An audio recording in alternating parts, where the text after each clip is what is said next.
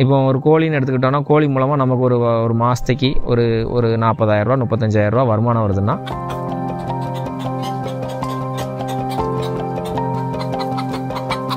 நமக்கு மாடு வேணும் அப்படின்னு முடிவு பண்ணோம். ஸோ கொஞ்சம் கொஞ்சமாக மாடு ரெடி பண்ணோம். கிட்டத்தட்ட இப்போ ஒரு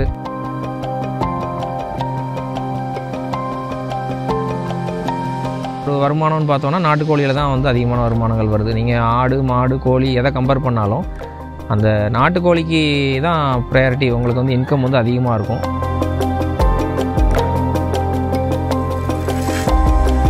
இத்தனை மாதத்தில் இவ்வளோ எடுக்க முடியுமா, இவ்வளோ செய்ய முடியுமான்னு கேட்குறாங்க. அப்படியெல்லாம் வந்து இந்த ஒரு விவசாயம் சார்ந்த தொழிலில் வந்து பண்ண முடியாது.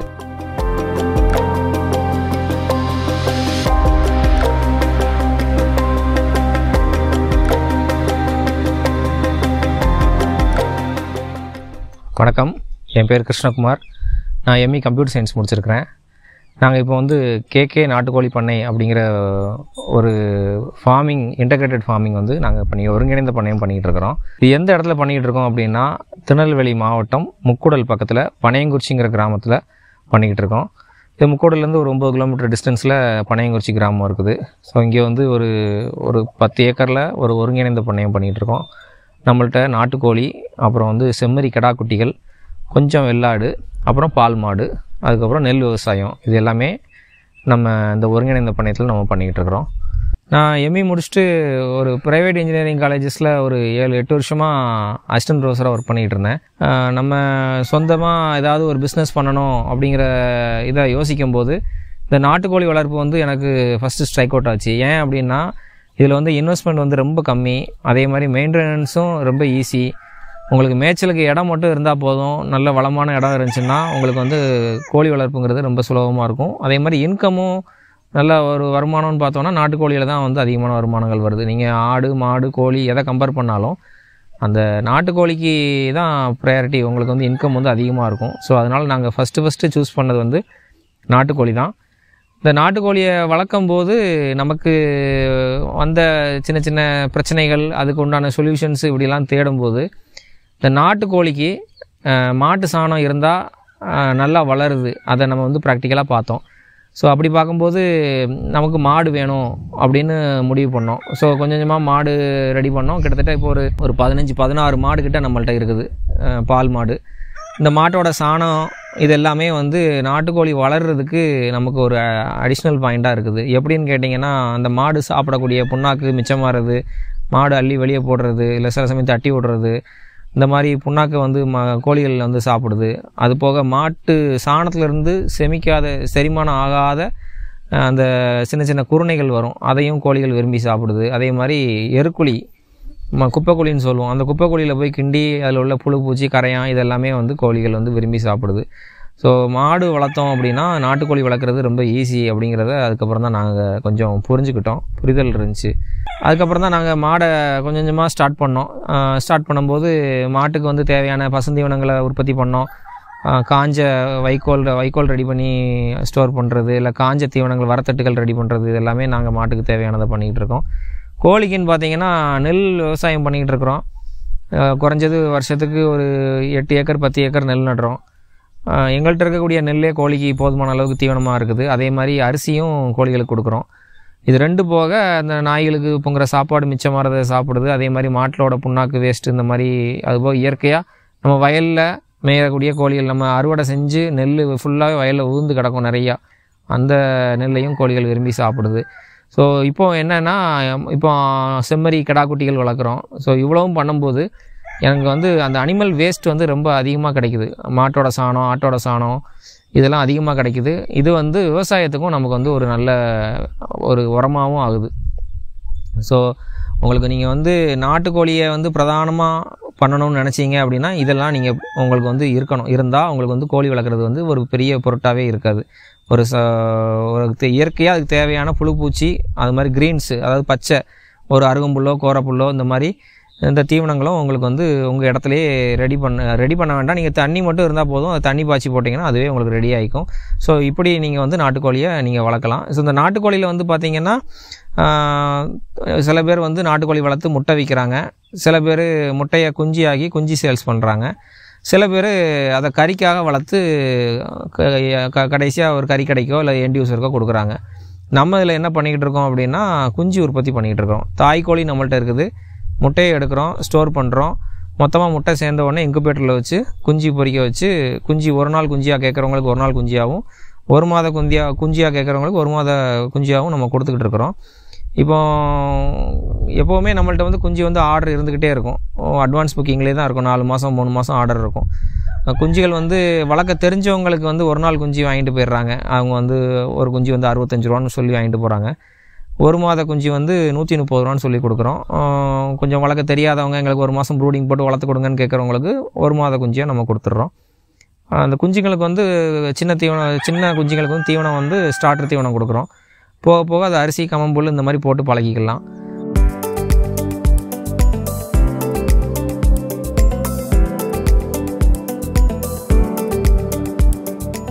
இப்போ நம்ம வந்து பால் மாடு பண்ணிக்கிட்டு இருக்கிறோம். பால் மாடு எப்படின்னு கேட்டிங்கன்னா மாடு வந்து கிட்டத்தட்ட ஒரு 14-15 மாடு பசுவும் ஒரு காளையும் இருக்குது.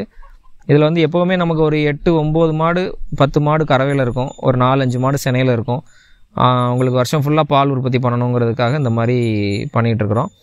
பால் வந்து இங்கே லோக்கலில் வியாபாரி வந்து வாங்கிட்டு போகிறாங்க. ஒரு 38 ரூபான்னு சொல்லி பால் கொடுத்துக்கிட்டு இருக்கிறோம். இங்கே பண்ணைக்கே வந்து வாங்கிட்டு போயிடுறாங்க. சராசரியாக ஒரு நாளைக்கு ஒரு 100-110 லிட்டரு வரைக்குமே நம்ம பால் உற்பத்தி பண்ணுறோம். எல்லாமே கறவைத்திறன் அதிகம் உள்ள கிராஸ் மாடுகள் தான் நம்ம பண்ணுறோம். ஒரே ஒரு மாடு மட்டும் நாட்டு மாடு, தென்பாண்டி குட்டைன்னு சொல்லி நாட்டு மாடு, அது நம்ம வீட்டு தேவைக்காக அந்த ஒரு மாடு நம்ம வளர்த்துக்கிட்டு இருக்கிறோம்.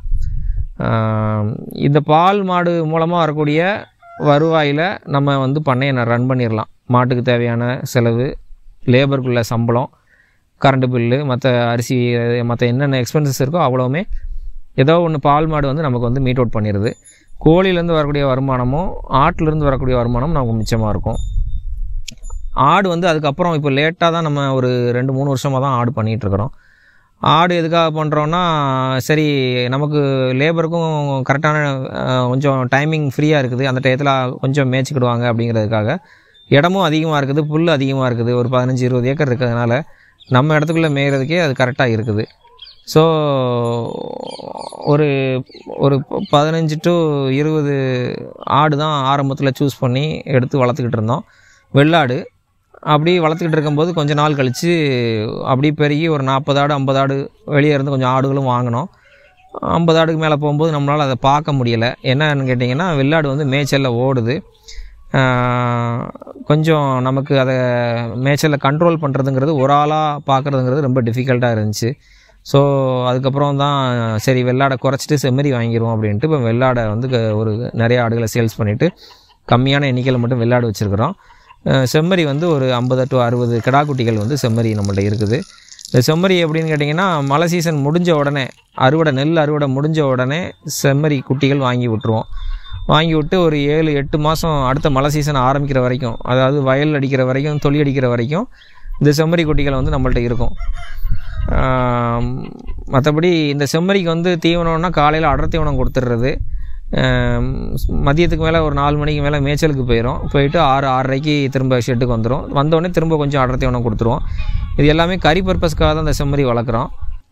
செம்மறி கிடாய்களுக்கு நம்ம தீவனம்னு கொடுக்குறது வந்து அடர் தீவனம். அந்த அடர் தீவனத்தில் என்னெல்லாம் கொடுக்குறோம் அப்படின்னா, மக்காசோளம், குருணை, அதோட அப்புறம் பருத்தி கொட்டை, அப்புறம் வந்து கம்மம்புல், திரும்ப தூசி ஐட்டங்கள், இந்த துவரந்தூசி, கொண்டக்கடலை தூசி இது சொல்லுவாங்க. அப்புறம் பொட்டு ஐட்டங்கள், உளுந்தம்பொட்டு, இந்த மாதிரி பொட்டு ஐட்டங்கள், கடலை புண்ணாக்கு, தேங்காய் புண்ணாக்கு, இந்த மாதிரி புண்ணாக்கு ஐட்டம், இது எவ்வளோ மிக்சிங் பண்ணி ஒரு ரேஷியோவில் ஒரு குட்டிக்கு ஒரு 150 கிராம் 200 கிராம் அப்படிங்கிற கணக்கு பண்ணி, 50 குட்டினா ஒரு 10 கிலோ 15 கிலோ அப்படின்னு சொல்லி, சின்ன குட்டியாக இருந்தால் 10 கிலோ, நடுத்தரமாக இருந்தால் ஒரு 15 கிலோ அப்படின்னு சொல்லி ஒரு வேலைக்கு இந்த மாதிரி கொடுக்குறோம்.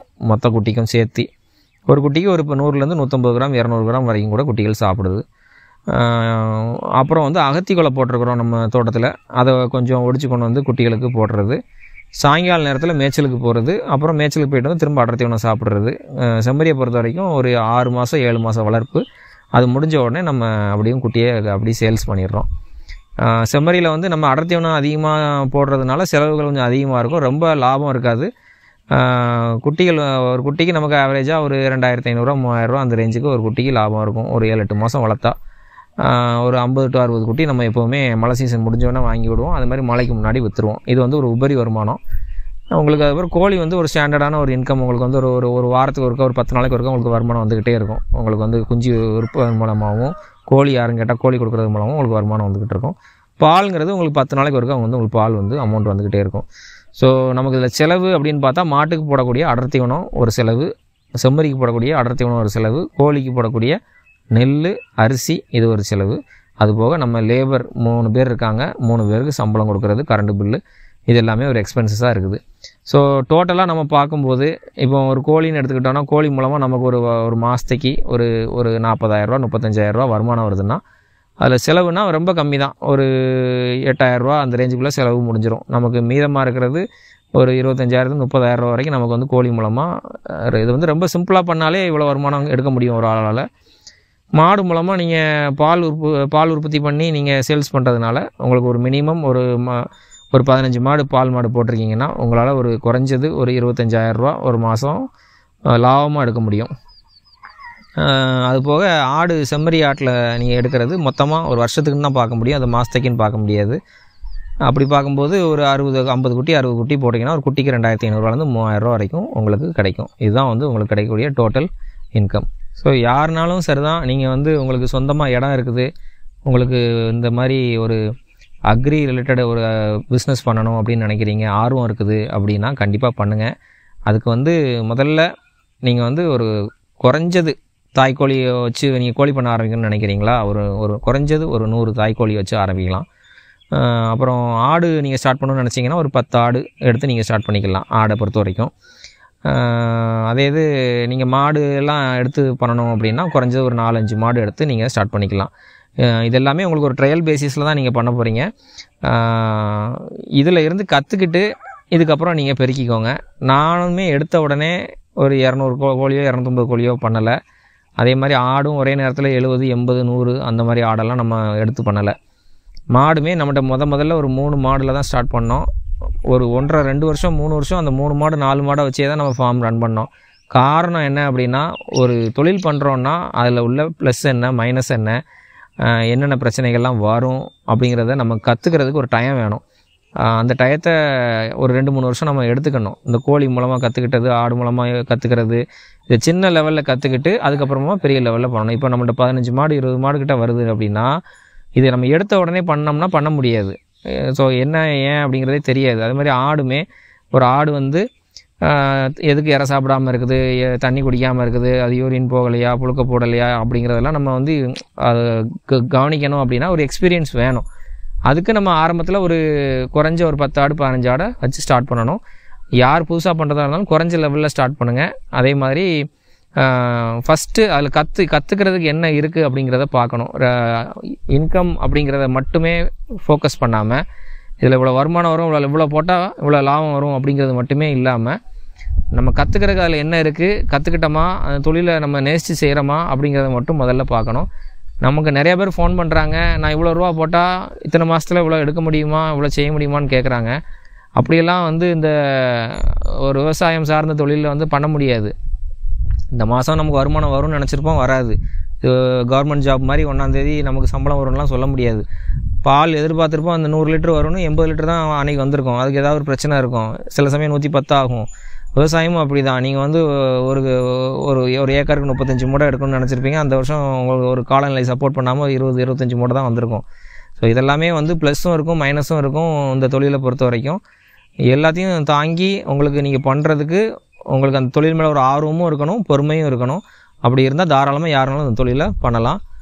உங்களுக்கு என்ன ஒரு ஹெல்ப்பு சப்போர்ட்டு உங்களுக்கு தேவைனாலும் எனக்கு கூப்பிடுங்க, நம்ம சொல்கிறோம்.